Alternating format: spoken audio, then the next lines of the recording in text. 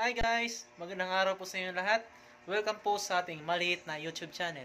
At para sa video natin ngayon guys, bibili tayo ng affordable, budget-friendly na tubeless tire para sa ating mga Yamaha Sniper 150. Alright!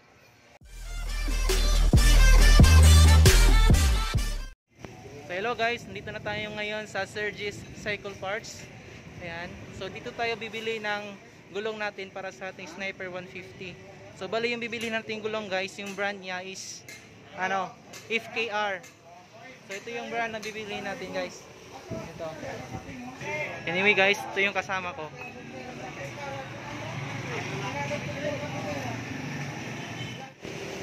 So yan guys, andito na tayo ngayon sa vulcanizing shop. Papakabit na natin tong bagong gulong natin. So, tingnan nyo yung size difference ng gulong guys. So ito yung stock natin. Ayan, pudpud na. Halos hindi na makita yung grooves niya sa gitna.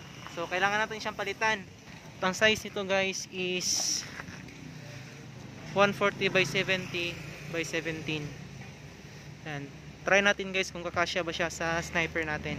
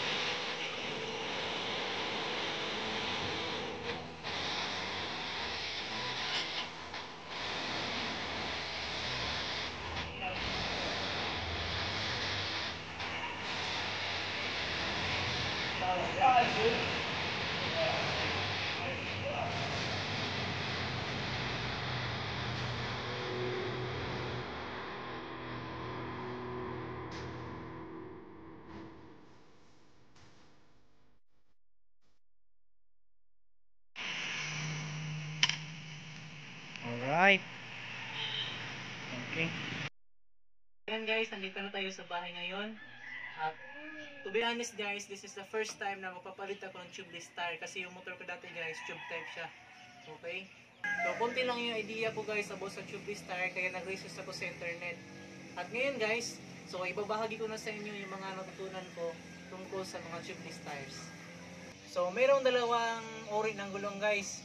Yung tinatawag natin na bias ply tire at yung isa naman is yung radial tires.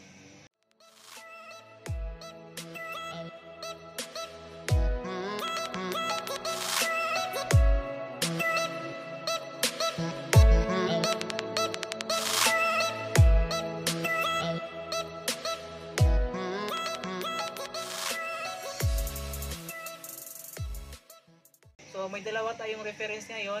Ito yung stock na gulong ko sa ating Sniper 150 at ito naman yung bago. So itong dalawang gulong ito guys, bias ply tire ito. So wala tayong sample ng radial tires.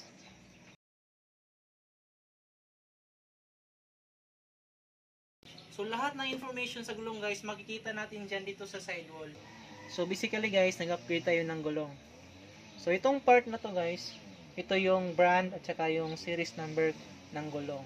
So itong FKR stands for Fongkyong Rubber. Ito namang R is 880 gallon. Ito yung model ng gulong. Okay?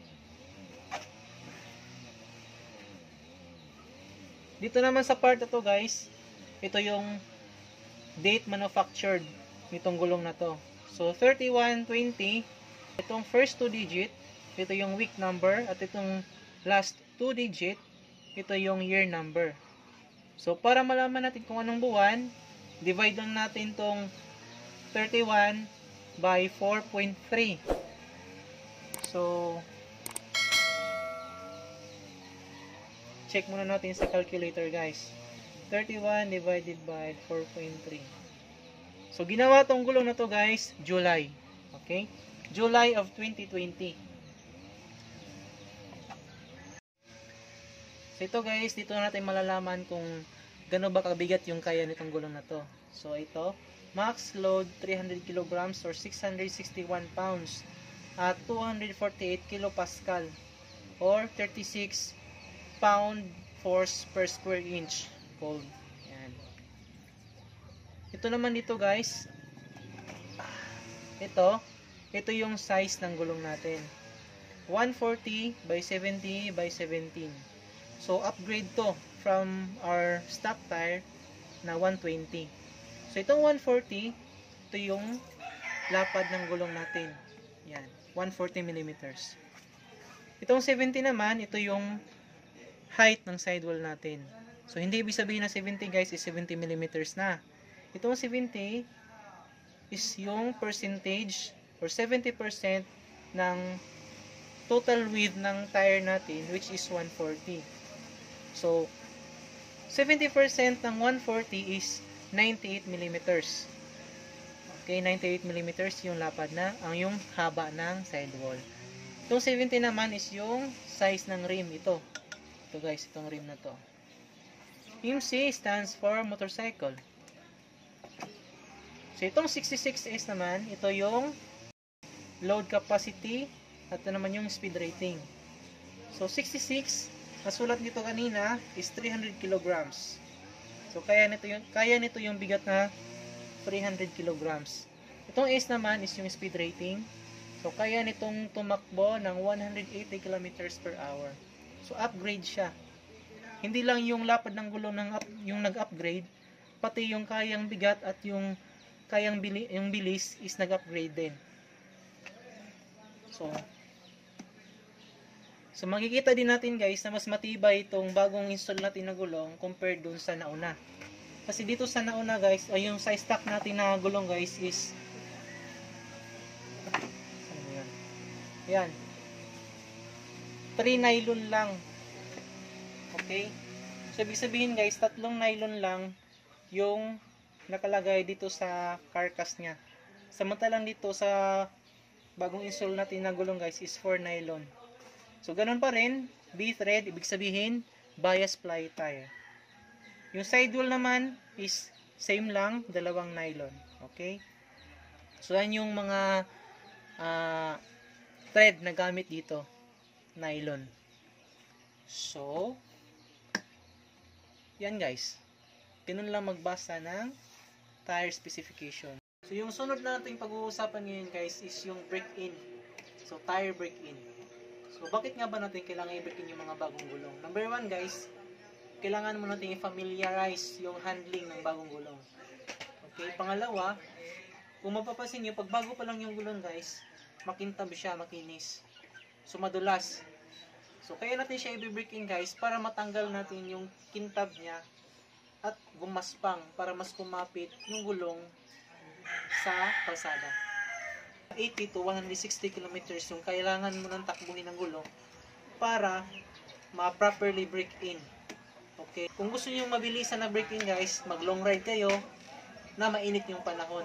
Kasi pag umuulan guys, mas matagal yung break in period.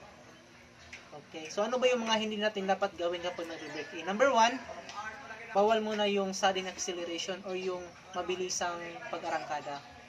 Iiwasan muna natin yun guys. Pangalawa, yung banking. Pangatlo is yung hard braking. Okay, so yan yung mga bagay na dapat nating iwasan kapag nagbe-break in tayo ng gulong. Okay? So, that's it for today. At salamat sa panonood. At kung bago pa lang kayo sa aking channel, please don't forget to subscribe. At hit nyo na rin yung notification. At i-click nyo na rin yung notification button para ma-update kayo pag may mga bagong videos akong i-upload. Ride safe always. God bless. Peace.